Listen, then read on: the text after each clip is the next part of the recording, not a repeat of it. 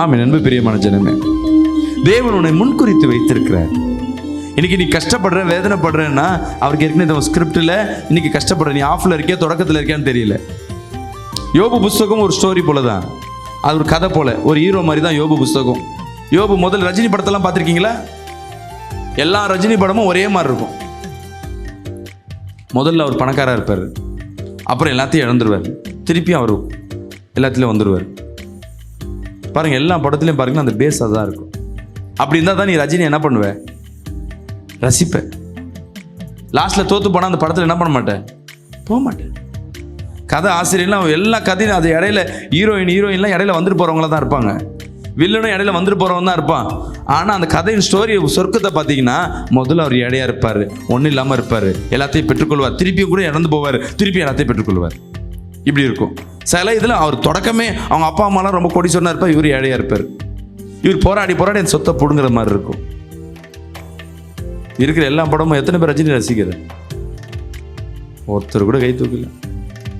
அல்லேலூயா. பார்த்தீங்கன்னா இது கதை சுருக்கமாக இருக்கு. காரணம் யோபு வாழ்க்கை அதே தான், ஒரு ரஜினி வாழ்க்கை மாதிரி தான்.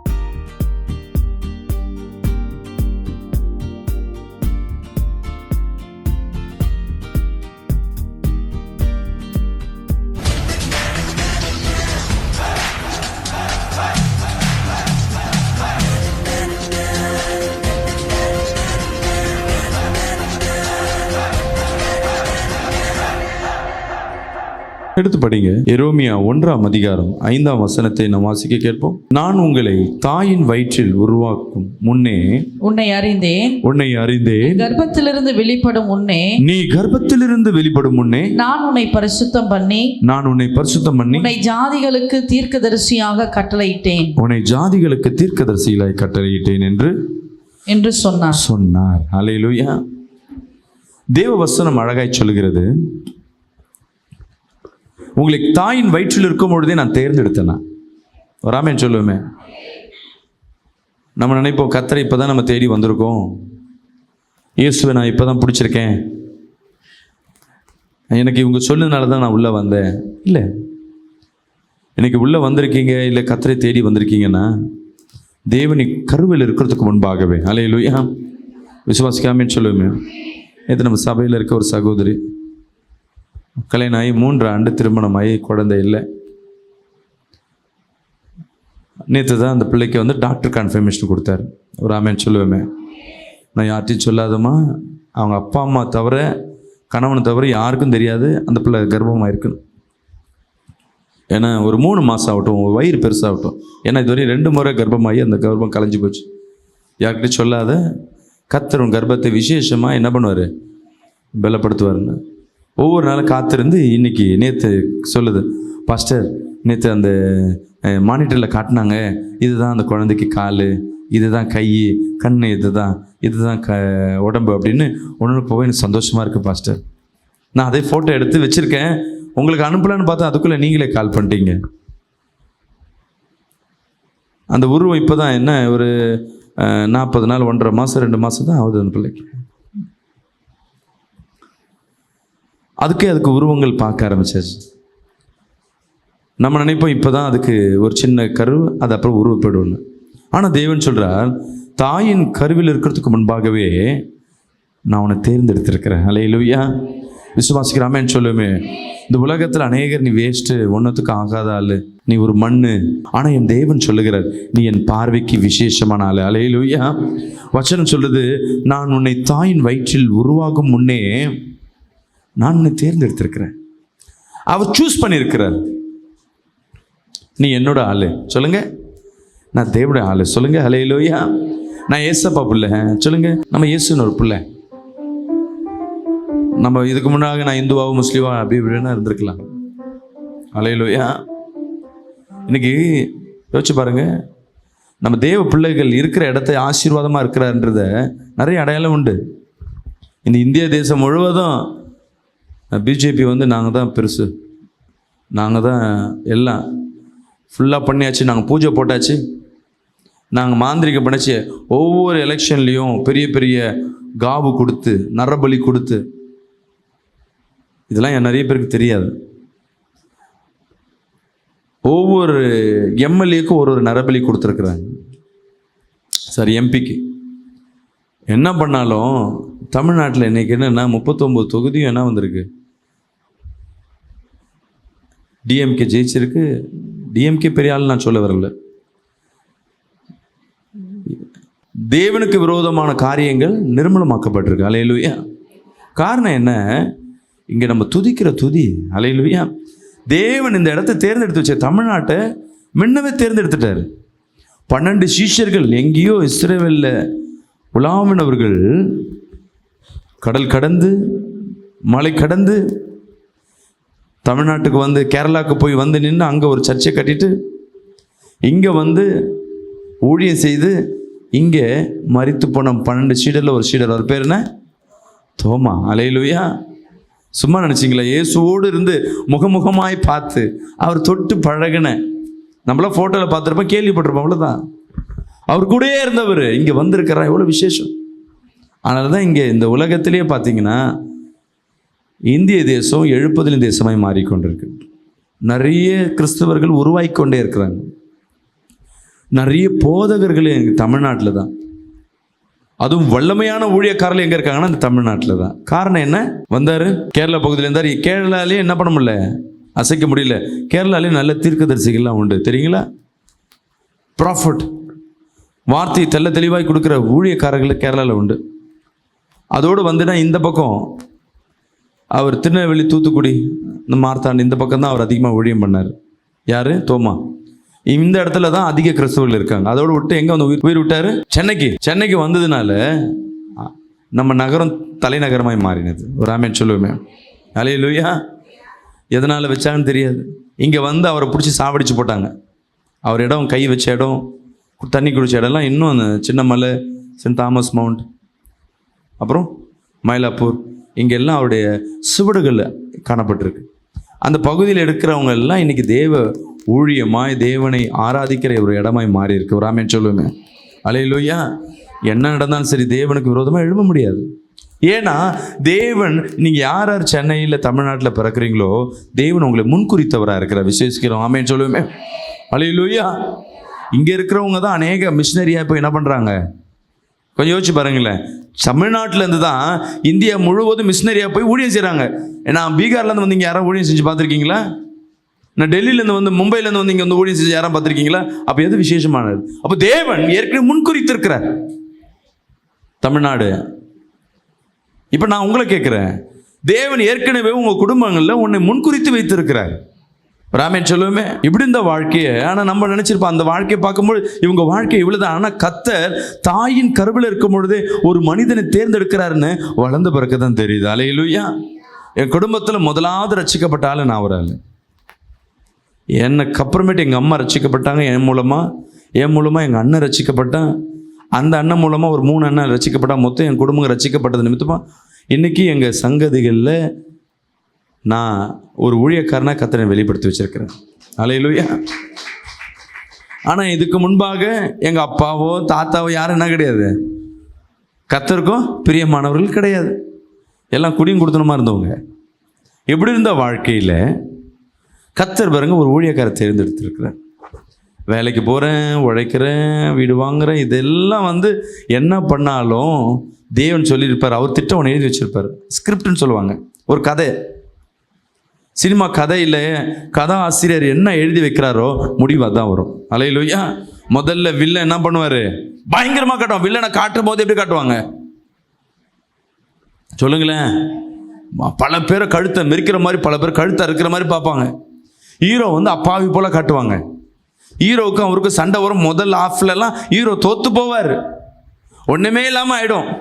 4 கத்தியை குத்துனாலும் ஹீரோ சாக மாட்டார். ஆனால் ஹீரோ குத்துன கத்தியெல்லாம் செத்துருவோம். அல்லேலூயா. ஹீரோ ஒரே துப்பாக்கி தான் வச்சிருப்பார். இருக்கிறோம் டப்பு டப்பு டப்பு டப்புன்னு சுடுவார். சுட்டவன்லாம் செத்துருவான். 100 பேருக்கு மேலே. எதிரி 10 குண்டு சுட்டிருப்பாங்க. அப்பயும் எந்திரிச்சு டைலாக் பேசின்னு இருப்பார். ஏன்? ஸ்கிரிப்டில் எழுதப்பட்டிருக்கு, நீ சாவக்கூடாதுன்னு. அல்லேலூயா. அந்த கதை ஆசிரியர் எழுதிட்டாரு. இவன் ஹீரோ கடைசி வரை என்ன பண்ணாலும் சாவ மாட்டான். முடிவில் எண்டுன்னு வரும். முடிவில் என்ன, அந்த கதையில் என்ன இருக்கும்னா, ஹீரோ ஜெயிப்பார், வில்லன் செத்து போவார். அல்லேலூயா. உங்கள் வாழ்க்கை அதுதான். உன் ஸ்கிரிப்டில், தேவ வார்த்தையில், உங்கள் வாழ்க்கையில் உங்களுக்கே தெரியல முடிவு என்ன இருக்குன்னு. அல்லேலூயா. தேவன் அவருடைய ஜீவ புஸ்தகத்தில் எழுதி வைத்திருக்கிறார், இந்த பிள்ளையின் எதிர்காலங்கள் இதுன்னு. ஆனால் கதையில தொடக்கத்தில் எப்படி தோல்விகள் இருக்குமோ, நெருக்கங்கள் இருக்குமோ, கஷ்டங்கள் இருக்குமோ, அது எல்லாவற்றையும் நீ பார்த்து கொண்டே இருக்கிற. இன்னைக்கு நீ கதையில் எந்த பகுதியில் இருக்கன்னு தெரிஞ்சுக்குங்க. அல்லேலூயா. ஆனால் தேவன் உன்னை என்ன பண்ணிட்டாரு? தாயின் கருவிலே, சகோதரி சொல்லுது, அந்த டாக்டர் காக்குறாங்க, இதுதான் கை, இதுதான் கால். ஒரு 2 மாதத்தில் அந்த குழந்தை உருவம் எப்படி இருக்கும்? ஒரு வடிவமாக தெரியும். அல்லேலூயா. அதுக்குள்ள அந்த பிள்ளை சொல்லுது, கர்த்தர் எனக்கு கொடுத்த குழந்தையை நான் ஊழியத்துக்கு தான் வழி நடத்துவேன். ஒரு ஆமென் சொல்லுவோமே. ஒரு தாய்க்கே அந்த குழந்தை மேலே எவ்வளவு ஐக்கியம் இருக்கோ, உன்னை உண்டாக்கின என் தேவனுக்கு எப்படியா இருக்கும்? அல்லேலூயா. ஒன்றுத்துக்கும் தகுதி இல்லாத நம்ம, பணத்துக்கும் தகுதி இல்லை, வாழ்க்கைக்கும் தகுதி இல்லை, வாழவே தகுதி இல்லாத நமக்கு, நம்ம பிறக்கிற குழந்தைக்கு நம்ம என்ன தகுதிப்படுத்தணும்னு நம்ம விரும்பும் பொழுது, தகுதி படைத்தவர், எல்லாம் வல்லமை உடையவர், நீ பிறப்பதற்கு முன்பாகவே. அல்லேலூயா. ஆமென். அன்பு பிரியமான ஜனமே, தேவன் உன்னை முன்குறித்து வைத்திருக்கிறார். இன்னைக்கு நீ கஷ்டப்படுற, வேதனைப்படுறன்னா, அவருக்கு ஏற்கனவே ஸ்கிரிப்டில் இன்னைக்கு கஷ்டப்படுற, நீ ஆஃப்ல இருக்கியா தொடக்கத்தில் இருக்கியான்னு தெரியல. யோபு புஸ்தகம் ஒரு ஸ்டோரி போல தான், அது ஒரு கதை போல, ஒரு ஹீரோ மாதிரி தான் யோபு புஸ்தகம். யோபு முதல் ரஜினி படத்தெல்லாம் பார்த்துருக்கீங்களா? எல்லா ரஜினி படமும் ஒரே மாதிரி இருக்கும். முதல்ல அவர் பணக்காராக இருப்பார், அப்புறம் எல்லாத்தையும் இழந்துருவார், திருப்பி அவர் எல்லாத்துலேயும் வந்துடுவார். பாருங்கள், எல்லா படத்துலையும் பாருங்கள், அந்த பேஸ் அதுதான் இருக்கும். அப்படி இருந்தால் தான் நீ ரஜினி என்ன பண்ணுவ? ரசிப்ப. லாஸ்ட்டில் தோற்று போனால் அந்த படத்தில் என்ன பண்ண மாட்டேன்? போக மாட்டேன். கதை ஆசிரியர்லாம் எல்லா கதையும் அது இடையில ஹீரோயின்லாம் இடையில வந்துட்டு போகிறவங்கள தான் இருப்பாங்க. வில்லனும் இடையில வந்துட்டு போகிறவன் தான் இருப்பான். ஆனால் அந்த கதையின் ஸ்டோரி சொர்க்கத்தை பார்த்தீங்கன்னா, முதல்ல அவர் இடையா இருப்பார், ஒன்றும் இல்லாமல் இருப்பார், எல்லாத்தையும் பெற்றுக்கொள்வார், திருப்பியும் கூட இறந்து போவார், திருப்பி எல்லாத்தையும் பெற்றுக்கொள்வார். இப்படி இருக்கும். சில இதில் அவர் தொடக்கமே அவங்க அப்பா அம்மாலாம் ரொம்ப கோடீஸ்வரனா இருப்பார், இவர் ஏழையாக இருப்பார். இவர் போராடி அந்த சொத்தை பிடுங்குற மாதிரி இருக்கும். இருக்கிற எல்லா படமும் எத்தனை பேர் ரஜினி ரசிக்கிற? ஒருத்தர் கூட கை தூக்கல. அல்லேலூயா. பார்த்தீங்கன்னா இது கதை சுருக்கமாக இருக்குது. காரணம், யோபு வாழ்க்கை அதே தான், ஒரு ரஜினி வாழ்க்கை மாதிரி தான். யோபு வாழ்க்கையில் ஆரம்பத்தில் அவன் ராஜா தான். ஒரு ஆமென் சொல்லுவோமே. அவனும் வல்லமையாக தான் இருந்தான், தன் பிள்ளைகளோடு குடும்பத்தோடு சந்தோஷத்தோடு இருந்தான். இது முதல் கடையை காட்டுவாங்க பார்த்தீங்களா, ஹீரோ இன்ட்ரடக்ஷன், அவன் உத்தமனும் சன்மார்கனும், அப்படி ஒரு இன்ட்ரடக்ஷன் கேமரா எடுத்துன்னு போயிட்டு அப்படியே அந்த யோபு புஸ்தகத்தில் முதல் பார்த்தீங்கன்னாவே, யோபு புஸ்தகத்தில் எழுதுனவன் அப்படியே அவரை பற்றி வரைப்பான். யாராவது படிங்களா? யோபு புஸ்தகம் 1ஆம் அதிகாரத்தை படிங்களா? டக்குன்னு ஒரு பேர் தொடக்கம் வரும் பொழுது ஊத்ஸ் தேசத்திலே அந்த ஊரை காட்டுறாங்க. இன்ட்ரோடக்ஷன் ஸ்கிரீன் ஓப்பன் ஆகுது. யோபு என்னும் பேர் கொண்ட ஒரு மனுஷன் இருந்தான். அப்போ அந்த யோபு எப்படி காட்டியிருப்பாங்க? அப்படியே சடனாக திரும்புற மாதிரி காட்டியிருப்பாங்க. அப்புறம் அந்த மனுஷன் உத்தமனும் சன்மார்க்கனும். அப்போ அங்க இருக்க ஊர்ல இருக்கவங்களாம் பேசியிருப்பாங்க, ஐயா இவர் பெரியவருங்க, இவர் உத்தமருங்க, 4 பேர் விழுற மாதிரி காட்டியிருப்பாங்க. அடுத்தது தேவனுக்கு பயந்து, ஆமென். அப்புறம் என்ன பண்ணிருப்பாங்க? அவர் கோயில்ல போய் ஜெபம் பண்ற மாதிரி காட்டியிருப்பாங்க. படிமா பொல்லாப்புக்கு விலகிறவனுமாய் இருந்தான். அப்போ என்ன பண்ணுவாங்க? பிரச்சனைகள்லாம் வந்தா ஒதுங்கி போற மாதிரி, அவர் இதெல்லாம் எனக்கு தேவையில்லை, ஒரு தவறு சிகரெட்டு தண்ணி இனி வர மாதிரிலாம் அதெல்லாம் என்ன பண்ணுவாரு? அடிச்சு போடுறவராக இருப்பாரு. அங்க சட்டி வச்சுட்டு கள்ளசாராயம் காசுவாங்க, அதை போய் இவர் என்ன பண்ணுவாரு? உடைப்பாரு. பொல்லாப்புக்கு ஒருத்தன் வந்து லஞ்சம் கொடுப்பான், நீ இந்த மாதிரி செய். அப்போ சொல்லுவார், நான் தேவனுக்கு பயந்தவன், இந்த தவறுலாம் செய்ய மாட்டேன். எப்படி பாருங்க, ஒரே லைன்ல. இப்போ அதுக்கப்புறம் பார்த்தீங்கன்னா பிசாசு வந்து சொல்ல, அவனை புது சாட்சி, வில்லன் என் ஊர்ல நான் தான் வெயிட்டு. வில்லனை காட்டுவான். வில்லன் வந்து பயங்கரமா 4 பேரை சாவடிக்கிற மாதிரி, 4 பேர் குடும்பத்தை கெடுக்கிற மாதிரி காட்டுவாங்க பிசாசு. என்ன ஒன்று, சினிமாவில் பிசாசு ஆளாக காட்டுவாங்க, இங்கே சாத்தான் போடப்பட்டிருக்கு, அவ்வளோதான். சாத்தான் சொல்லுவான், இந்த ஆள் என்ன நம்ம கைட்ட வளைய மாட்டானே, இவன் மட்டும் என்ன பண்ணுறான், நம்ம வழியில் வரமாட்டேன், இவன் எப்படியாவது என் வழியில் என்ன பண்ணணும், போடணும். அதுக்கு ஒரு சூழ்ச்சியை செய்வான். ஹீரோவுக்கு சொத்தை கெடுப்பான், அவன் குடும்பத்தை கெடுப்பான், இல்லை லவ்வரை பிடிப்பான், ஏதோ ஒன்று நடப்பான். அதே மாதிரி தான் யோபுன் வாழ்க்கை. வில்லன் ஆரம்பத்தில் ஜெயிக்கிறது போல தான் இருக்கும். அல்லேலூயா. ஏன்னா ஏசப்பா எழுதின கதையில் அப்படி தானே இருக்கு. வில்லன் ஜெயிச்சுனே இருப்பான், எல்லாத்தையும் இறந்துட்டாரு, சொத்துக்கத்தெல்லாம் போயிடுச்சு. முதல் ஒரு பெரிய பிஸ்னஸ் காட்டுவாங்க, பிஸ்னஸ் எல்லாம் அழிஞ்சு போய், சொத்தெல்லாம் அழிஞ்சு போய், ஒரு செய்தி வருது, புயல் வந்துச்சு, வெள்ளம் வந்தது, எல்லாம் அடிச்சாச்சு, எதிரிகள் வந்து உன் குடோனை எல்லாம் உடச்சி போயிட்டாங்க, ஒன்றும் இல்லை, ஜீரோ பேலன்ஸ். அப்படியே தலையில் வச்சுட்டு அப்படியே ஹீரோ வந்து உட்காந்துருப்பார், எல்லாம் பிடிச்சுன்னு. கொஞ்ச நாள் பார்த்தீங்கன்னா அவன் பிள்ளையெல்லாம் கடத்தின்னு போயிட்டு கொள்ளையடிச்சிருவாங்க, உன் பிள்ளையெல்லாம் இறந்து போயிட்டாங்க. இந்த கவலையில் அவருக்கு வியாதி வந்து அப்படியே உட்காந்துருப்பார். இதெல்லாம் ஸ்கிரிப்ட். 42 அதிகாரமும் இதை தான் சொல்லிக்கொண்டே இருக்கும். வெறும் துன்பம் துன்பம் துன்பம் துன்பம். 41 அதிகாரமும் அவனை நெருக்கினதாகவே இருக்கும்.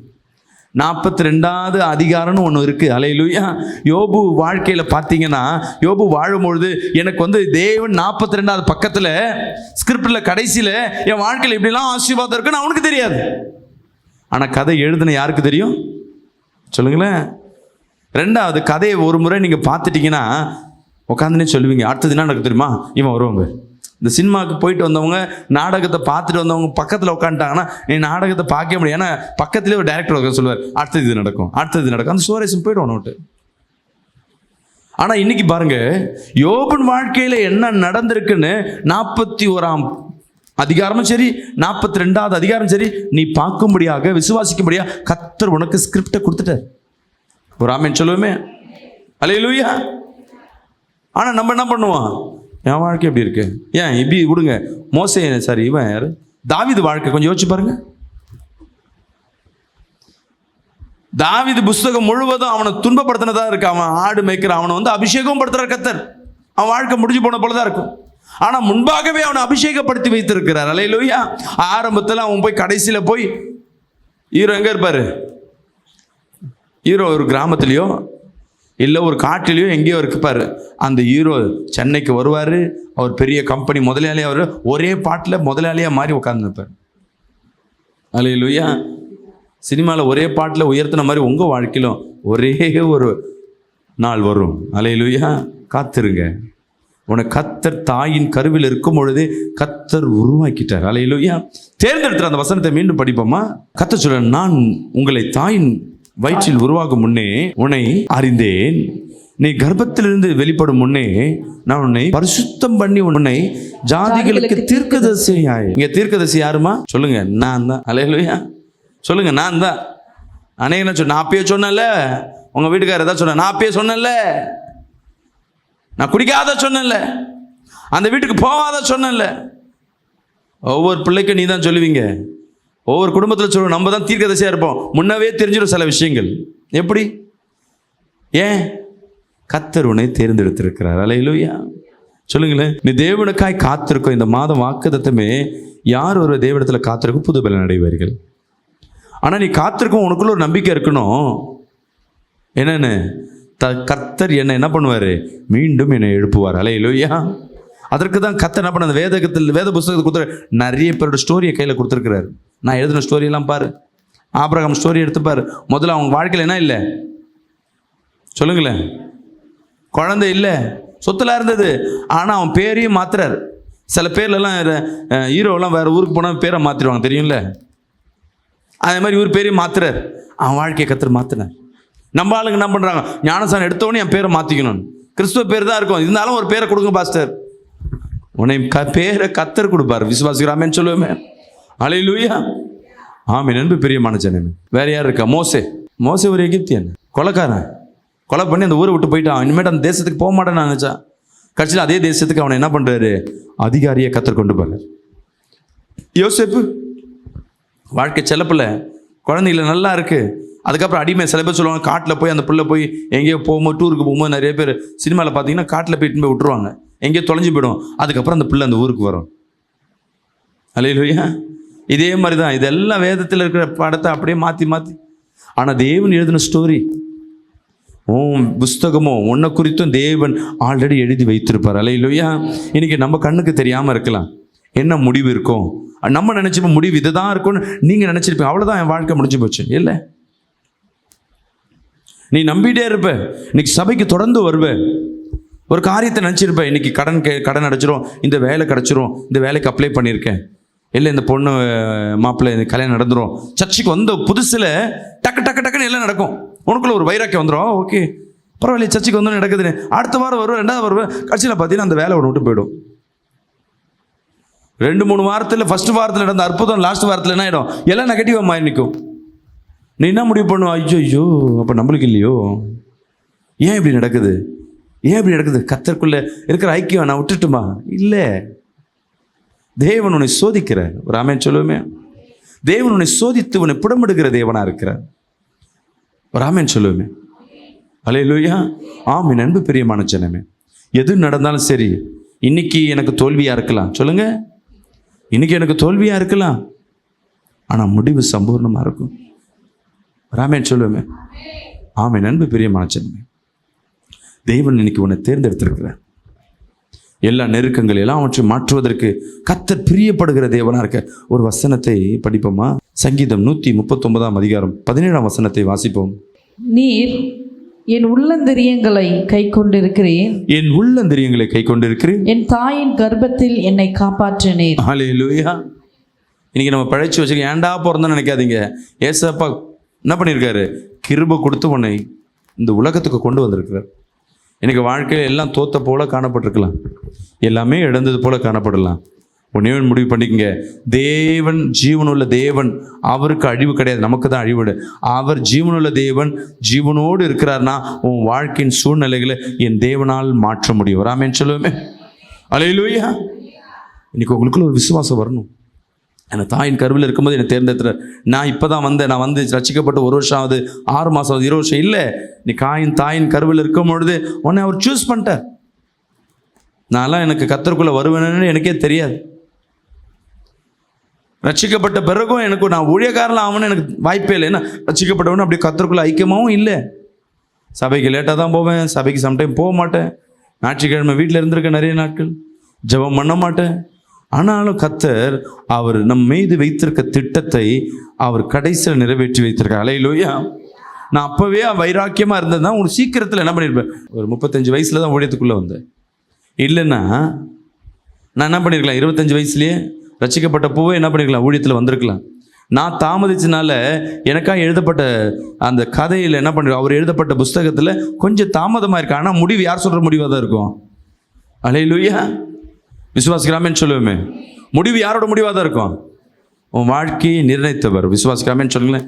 கரங்களை வைத்து சொல்லு, ஏசப்பா என் வாழ்க்கையை குறித்து நீர் ஒரு முடிவை வைத்திருக்கிறீரப்பா, அந்த முடிவுக்கு நான் ஒப்பு கொடுக்குறேன், நான் எதிர்பார்க்குறேன். சொல்லுங்கள், நிச்சயமாகவே இந்த உலகத்தை நான் ஆளுகை செய்வேன், இந்த உலகத்தை நான் பெற்றுக்கொள்வேன்.